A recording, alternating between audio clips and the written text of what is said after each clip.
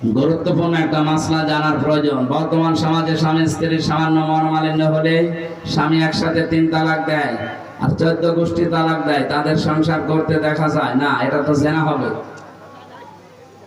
এটা জেনা হবে।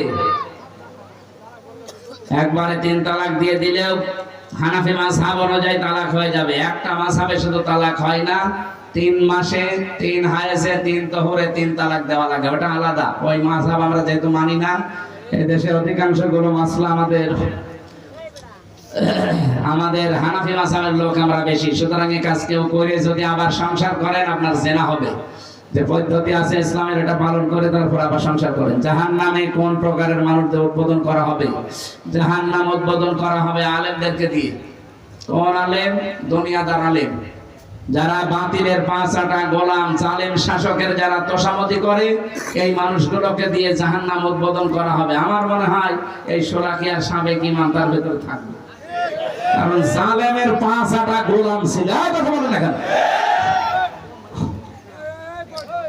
এরপরে পেয়েছে যারা সুদ খেয়ে নামাজ পড়ে, তাদের নামাজের বিধান কি? তাদের নামাজের বিধান কি? পিটানো লাগবে।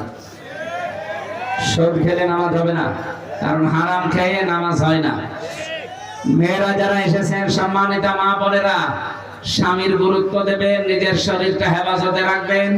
নামাজের কথা আমি মুসলমানকে বলি না, কারণ নামাজে যদি মুসলমান নারী পুরুষ না পড়ে, ও মুসলমান থাকেই। আর রোজা তো আপনারা রাখেনি, যে কয়টা রোজা রাখতে পারেন না শরীর খারাপের কারণে, তাই 11 মাস ধরে ওই ভাঙা রোজাগুলো রেখে দেবেন। মেয়েদের রোজা ফরজ হয় যখন শরীর খারাপ হয়, ওই সময় থেকে তাদের রোজা ফরজ। সে 10 বছর হোক, 12 বছর হোক, 15 বছর হোক। ছেলেদের যখন স্বপ্নদোষ হয়, ওই সময় থেকে তাদের রোজা ফরজ। সে 12 বছর, 15 বছর যাই হোক, আল্লাহ রোজার বিধান পালন করে তার অর্জন করে